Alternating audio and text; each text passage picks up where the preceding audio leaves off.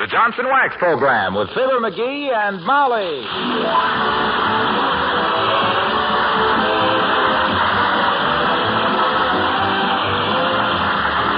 The makers of Johnson's Wax product for home and industry present Fibber McGee and Molly, written by Don Quinn and Phil Leslie, with music by the King's Men and Billy Mills Orchestra.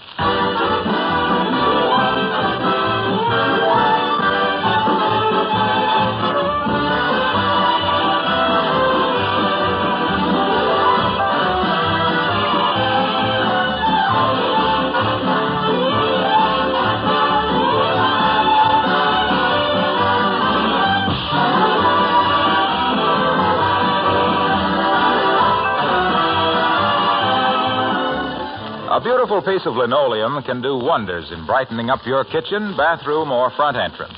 But what about keeping the linoleum itself beautiful? Well, that's an easy job for Johnson's Glow Coat, the preferred floor polish in millions of homes. And no wonder Glow Coat gets first choice. It gives your linoleum and other floors great beauty. It takes practically no work. And it protects the surface against dirt, wear, and moisture. Actually adds greatly to the life of linoleum, as well as keeping its color and pattern fresh and new-looking. Glow Coat is self-polishing, requires no rubbing or buffing. You just apply and let dry. It's that easy. Spilled things are wiped up in a jiffy, and that eases your work, too. So, for beauty, convenience, and protection, join the millions of satisfied users of Johnson's self-polishing Glow Coat.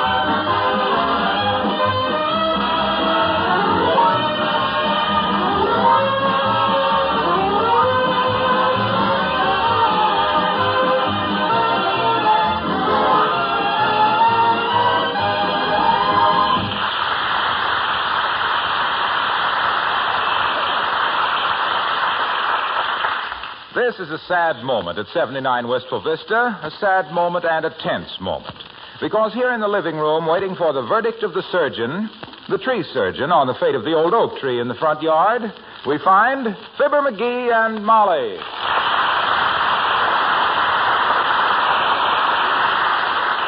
For goodness sakes, McGee, stop rushing to the window and pacing up and down. There's nothing you can do about it. I know, but my gosh, I will, gee whiz. I don't know why cartoonists get so much fun out of a guy walking up and down outside of a maternity ward. This suspense is awful. Oh, be calm, dearie. Relax. Look at me, sewing away as though nothing at all were happening. Yeah. You've tried to thread the tape measure through the wrong end of that needle 3 times. You're going to hate to lose that old oak tree as much as I'm going to hate to lose that old oak tree. Yes. Yes, I really am. I love that tree. It's always been... Uh-oh. Here's the bad news. Come in. Hello there, McGee. Hello, Molly. Hi, Doc. Hello, Dr. Gamble. Well, what's going on here, anyway? Molly, you've been crying. Oh, it's nothing. McGee, have you been beating your wife? Because if you've laid one badly manicured finger on a hair of her well-shaped head, so help me, I'll No, tear Doctor, you. no, it's nothing like that. It's just that we're expecting some bad news, Doc. The doctor's here. Dr. Woodbury. Dr. Woodbury? I don't believe I know. Wait a minute. What is this? Who's Dr. Woodbury? By George, I may not be under a yearly retainer to you people, but I know your medical histories like Amos knows Andy, and I won't... Where's this Dr. Woodbury? Out in front, Doc. Up in the tree. Up in the tree? Sure knows his business, too. Shinnied up that big trunk like a salmon up the Columbia. He's been clear up to the top 4 times. I see. Some emergency arose, so instead of calling old Doc Gamble, you consult some stranger. He goes out and starts climbing trees. Well, it's been nice knowing you folks. Good day. Hey, wait a minute, Aerosmith. You don't understand. He's a tree surgeon. Oh, a tree surgeon. Oh, that's too bad. What's too bad about it? Well, much as I would have hated to terminate our relationship in the event that you'd found a physician who suited you better... Oh, nonsense. It would almost have been worth it to have another medico in this town who knew his sphygmomanometer from a hot rock. Tree surgeon, eh?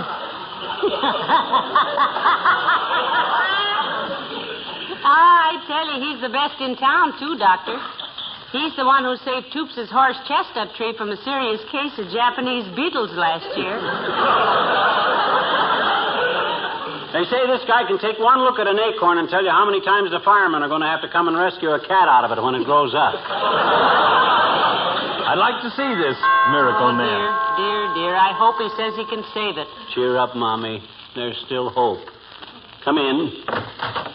Well, I've finished my examination, Mr. McGee. Am I intruding? Not at all, Dr. Woodbury. We'd like to have you meet an old friend of ours, Dr. Woodbury, Dr. Gamble. Dr. Woodbury is a tree doctor, Dr. Gamble. And Dr. Gamble is a people doctor, Dr. Woodbury. How do you do, Doctor? Hello, Doctor. I take it all is not oak with the oak? It's a pretty serious case, I'm afraid. Tell me, Mrs. McGee, has this tree of yours any history of Dutch moth? Any childhood diseases that you know of? No, I don't think so, Doctor. Though, as I remember, it had a bad attack of woodpeckers in 1929. Woodpeckers. That's the first instance I ever heard where the patient got stuck with a bill before the doctor even arrived. How about it, Doc? Will we have to, is there any hope, Doctor? If you good people would be so good as to leave the room a moment, I should like to consult with Dr. Gamble. Would you honor me, Doctor? Delighted, I'm sure, Doctor. Although my arboreal experience has been limited to a certain lady patient of mine to whom we refer as the weeping willow bee. You'll excuse us, Molly? Certainly. Come on, McGee. Okay. Do everything you can, men. Remember, expense is no object, as long as it don't cost too much. Well, I see where Alabama's picked for the Rose Bowl, Doctor. Yes, I remember when Alabama played it in 1926 for the first time. Beat Washington 20-19. Yes. Well, how's business, Doctor? Oh, can't complain, Doctor. Though I sometimes envy you tree surgeons. How so, Doctor? Well, sometimes it seems so simple to slap 100 pounds of cement into a patient, paint him with tar, and brace him up with a few feet of wire cable. Yes, it has its points, Doctor. On the other hand, you're in no danger of a patient falling over on you and breaking your leg. Incidentally, Doctor, how about the oak tree out in front? Look bad? That isn't a tree. That's a perpendicular stack of firewood. Oh? It's been dead longer than Julius Caesar. Well, why stall around, Doctor? Why don't you tell him? Well, it looks better this way. More dignity. Oh. But you better call him in now, I guess. And try to look more serious, Doctor. Remember, we've been consulting. Oh, yes. Sometimes I'm inclined to forget I'm a doctor and act like a human being.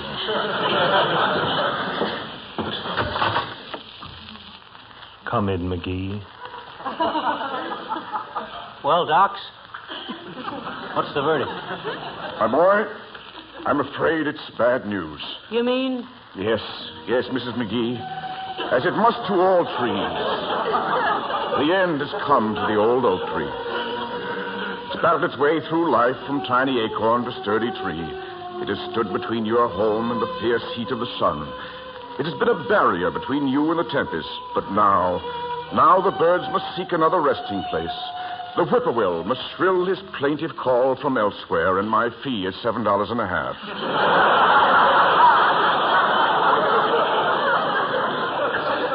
Oh, and it was such a beautiful tree. Oh, forget it, Molly.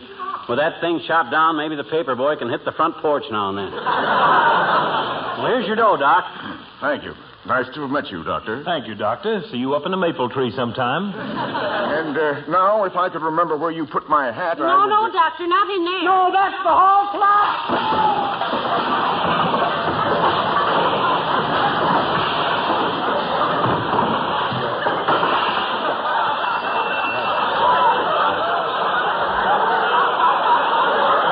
You couldn't hang a hat in there.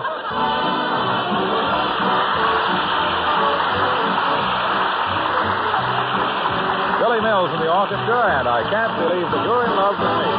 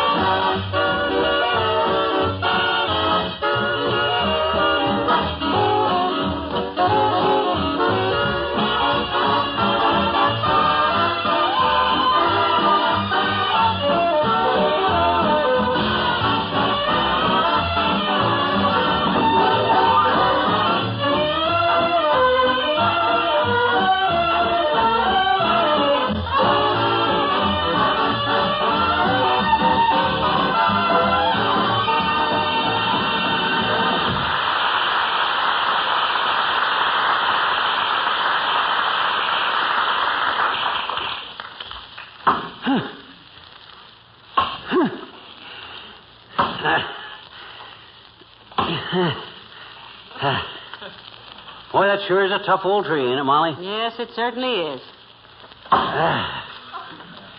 Yep. You take 50 more whacks at it, and then I'll chop for a while. You take the axe now, dearie. I don't want all the fun. Besides, I've got a crick in my back that would float the Queen Mary. Well, we better rest a while anyway. What do you mean we'd better rest? All you've done is grunt. Sure, but somebody's got to see that the works get started right. There's a lot of science to falling a tree, you know. Give me that axe and I'll show you. All right, here, you chop and I'll grunt. Thanks.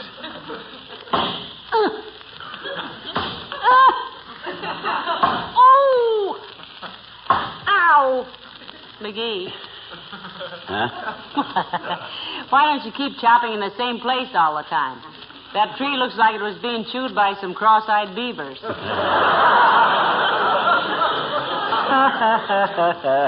It's easy to see you don't know much about lumberjacking, kiddo. Look, where do you suppose this tree's going to fall when it falls? Well, I hadn't really considered that, dearie, but for a rough guess, I'd say onto the ground. Ah, but where onto the ground? If it falls to the north, it'll crash through the roof of the house. South, it'll fall into the street and block traffic. Yes? So I got to make it fall right straight down the center of our driveway. See? Well, how on earth can you make it do that? That's the trick, baby. That's where skill and experience comes in. You see, you got to make a deep cut into the trunk. Then right above it, you make a shallower cut. Then the tree falls to one side, you see. Are you sure you don't make a deep cut above and the shallower cut below? No, I don't think so. I always thought... Oh, hey, here comes Wilcox. Maybe he'll know. Hey, Junior, come here a minute. Hello, Molly. What's the matter, pal? Just a little matter of woodcraft, Mr. Wilcox. You ever a Boy Scout, Junior? Sure. Eagle Scout. Oh. Owl Patrol. Mm-hmm. Merit badges for bricklaying, book binding, picture framing, leather tooling, and housework. Housework? Yep. That's where I first heard about Johnson's self-polishing glow coat. Yeah. But what I want to ask you... that was one merit badge I won like a flash. I took some Johnson's glow coat over to the scoutmaster's house, you see, and showed his wife what it would do for her kitchen linoleum. Yeah, but look, Waxy, when you chop down a tree... I showed her how simple glow coat is to use. How you just pour a little out, spread it around with a long-handled applier, let it dry 20 minutes or less with no rubbing or buffing. Yeah, but what... And how it helps restore the beauty and sparkle of the original pattern. Yes, but himself here wants to know how to cut down a tree, so... And boy, when the scoutmaster came home that night and walked into his kitchen, he was astounded. He said, who is responsible for that beautiful, gleaming linoleum? And his wife patted me on the head and said, Eagle Scout Wilcox, Benjamin. And the scoutmaster said, Wilcox, I must ask you to resign from the Boy Scouts. So I did. After fixing up his kitchen linoleum so it would last so much longer and make his wife's housework so much easier? That was a dirty trick. No, he was right. He just found out I was 31 years old.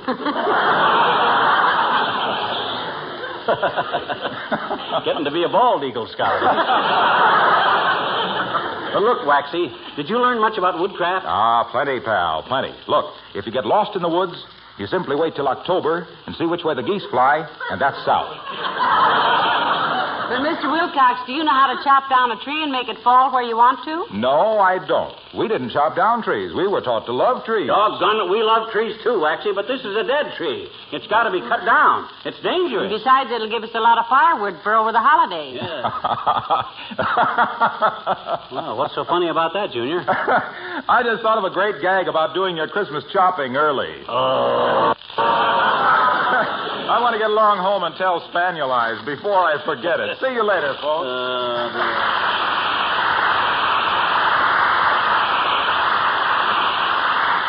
Spaniel Eyes. If my husband ever called me Spaniel Eyes, I'd give one sharp little bark and bite him in the garter. You'll never get a merit badge for wit and humor either. Christmas chopping. Oh, well, I'm sure I'm right about putting the deep cut under the shallow cut. One side, Snooky. I'm going back to work.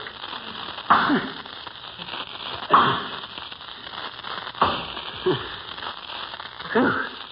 That's strenuous work, Molly. Great stuff to develop the gift-ceps, though. You mean the biceps theory? You can't biceps like mine. They're a gift.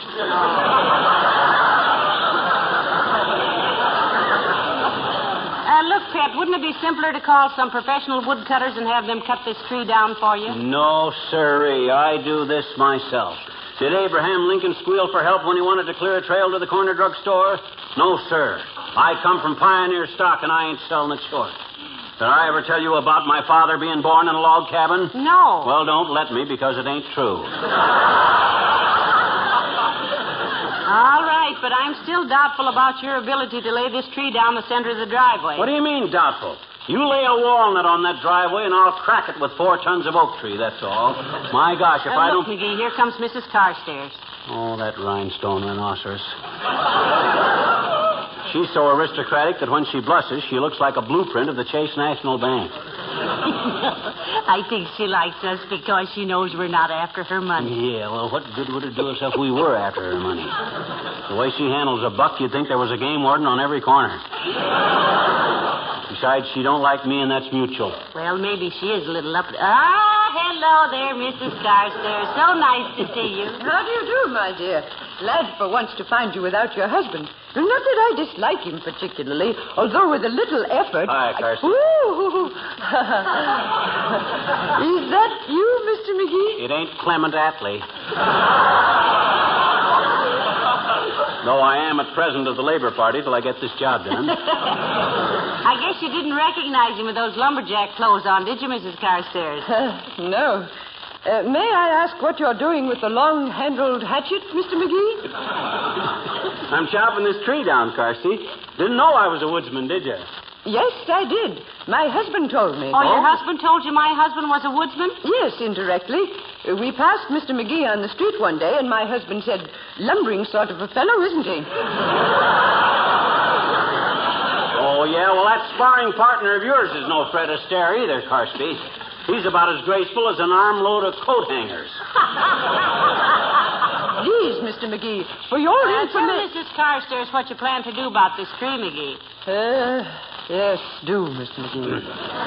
Well, sir, the problem is this, Carsty. I got to chop down this tree so it'll fall exactly down the driveway there. That's quite a trick of woodmanship, too. Yeah, but he can do it, Mrs. Carstairs. He can do it. Sure, I can do it. I'll drop this trunk like a nervous redcap. Well, I should never have selected you as the lumberman type, Mr. McGee. Oh, he knows his way around in the woods all right, Mrs. Carstairs. In fact, he's not out of the woods yet. I'll say. Why, up there in Minnesota years ago, I was not only the greatest woodsman of my day, Carsty, but the greatest fisherman, too. In fact, I caught so many of one species of bass, they named me after it. Big Mouth McGee, I was known as.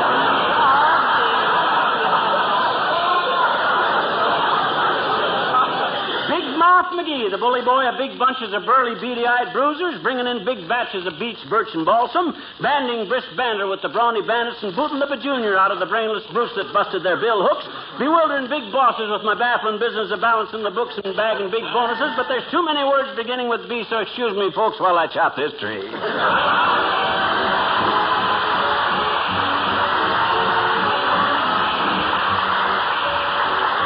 The King's Men and Come to Baby Do.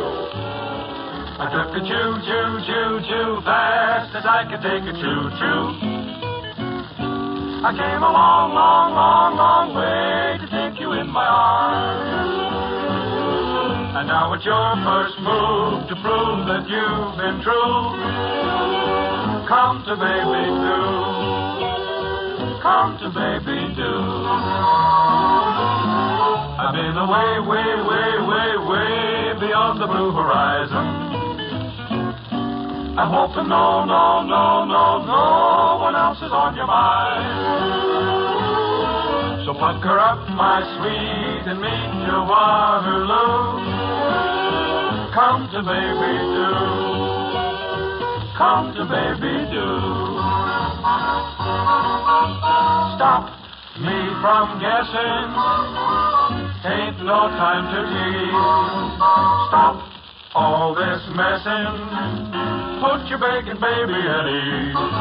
I want to love, love, love, love just the way I want to love you. I'm going to try to make you understand. When all is said and done, the one for me is you. Come to Baby Do.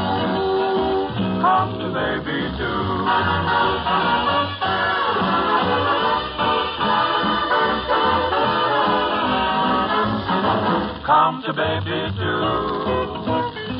Come to baby do. When all is said and done, the one for me is you. Come to baby do. Come to baby do.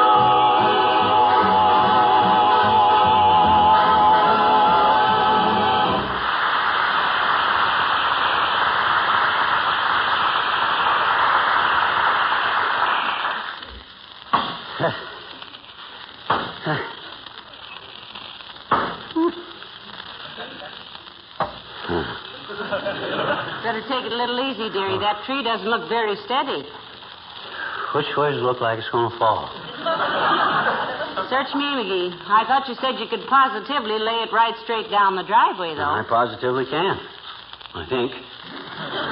My calculations are right, and I'm positive they are. I trust I can... Oh, wait a minute, McGee. Here comes that girl from next door. The prize fighter's cousin. Oh, her again. What do you suppose they're Good at? day, Mr. McGee. Hello, Mrs. McGee. Hello there. When you get through using that axe, may I borrow it for Punchy McClatchy? He's my cousin, the prize fighter, you know. Yeah, we know, sis. Why do you want to borrow the axe? Well, Punchy simply must get out and do some road work today. You can't do road work with an axe, can you? No, but we have to threaten him with something. I'll be back for it later. Thank you. Mr. McClatchy must be the phlegmatic type. Huh? They have to threaten him with an axe to get him out of the house. He's the dumbest pork and beaner in the business. He uses up more seconds than a Fred Allen ad lib. Fred Allen, that is. They say McClatchy's bed linen is made of old circus tents. He can't sleep unless it's on canvas. I take it you're not one of Punchy McClatchy's greatest admirers. You can not only take it, you can keep it. McClatchy is a victim of fate. He is? He's got a Sunday punch, and all his fights are on Saturday. Oh, well, so much for the manly art of assault and battery. You think I can take a few more wallops at that tree? Well, I don't know, dearie. It's getting awfully wobbly. A breath of Chanel number 5 would bring it down right now. Well, if it does, it'll fall right smack down the driveway, mark my words. But mark them in pencil. I could be wrong. Do my ears deceive me, or did I hear the little man admit he could be wrong? Oh, hello there, Mr. Mayor. Hi, Latrivia. Ever chop down a tree? You must have me confused with George Washington, McGee. I'm just mayor, not president. No, he's serious, Your Honor. He has a slight problem. Yeah, look. When you want a tree to fall in a certain direction, do you make a big cut under a small cut or a small cut under a big cut? On what side? Well, now, that's quite the most interesting problem which has confronted me today, McGee. And I have had some little dandies. Such as what, Your Honor? Such as the case we have in the corner lot at 17th and Oak Street. Oh. A carnival there was exhibiting a dead whale on a flat car. Night before last, the carnival moved out, leaving the whale. Now, a white elephant is popularly supposed to represent the acme of indisposability. But what does one do with a dead whale? Well, you've got quite a problem there, Mr. Mayor. Can't you dig a hole and bury it? And what would we do with the 100 tons of dirt that the whale replaced? Dig another hole and bury that? That approach is perpetual motion. I got an idea, Latriv. Yeah? Yep. That vacant lot ain't far from the county line, is it? A few hundred yards, I believe. What of it, McGee? Well, suppose some dark night the flat car should break loose and run a half mile down the track. That'd be kind of take it out of your hands, wouldn't it, Latriv? My boy, I thank you. Oh. You have solved the case of the fragrant mammal.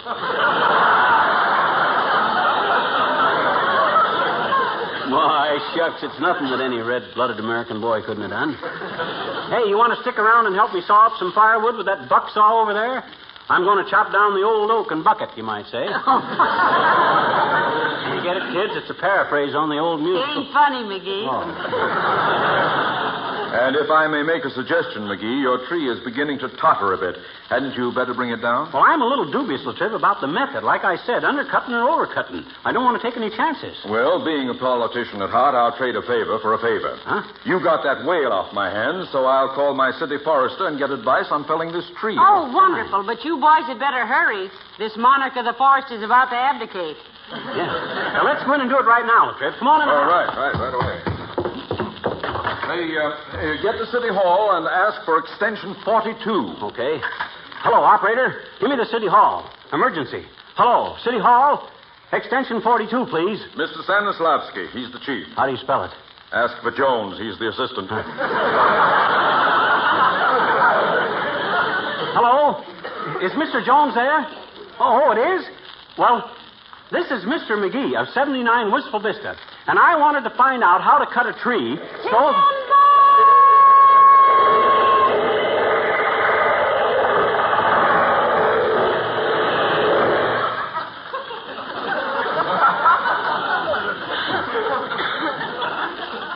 Hello? Hello, Mr. Jones? Is that you, Mr. Jones? Well, thanks anyway, Mr. Jones. Goodbye. Come on, sir. Well, you did it, McGee. Very efficient, McGee. Right down the driveway. Well, Natch. I told you I could do it. Now I'll drive downtown and get a few guys to help me trim the branches off.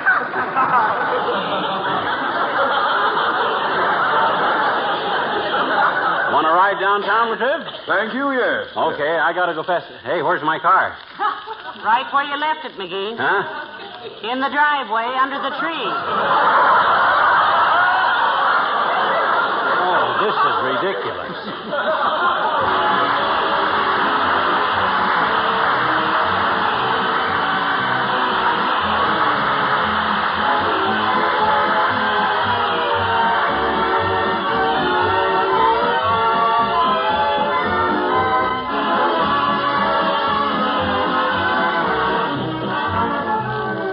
You know, if it did nothing more than make every room more beautiful, you'd be grateful enough for Johnson's Wax.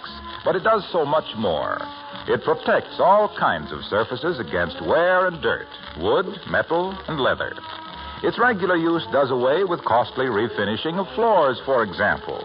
It protects the finish of your tabletops, brings out the beautiful grain of the wood. And then, besides beauty and protection, Johnson's Wax saves you work all through the year. Waxed surfaces resist dirt and dust. They're so easy to keep clean. When you walk into a neighbor's home, you can tell at a glance if it's a wax-protected home.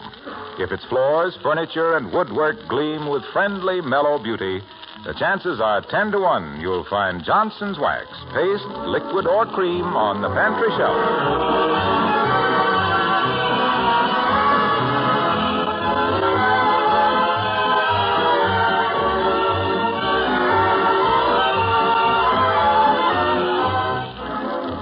Car badly damaged, dearie? That's exactly what Latrivia asked me. He did? Yes, he said, does this mean a new car, old top? And you said? And I said, nope.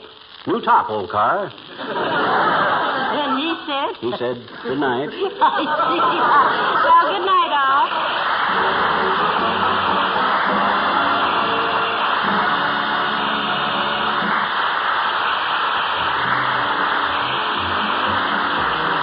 This is Harlow Wilcox, speaking for the makers of Johnson's Wax products for home and industry, inviting you to be with us again next Tuesday night.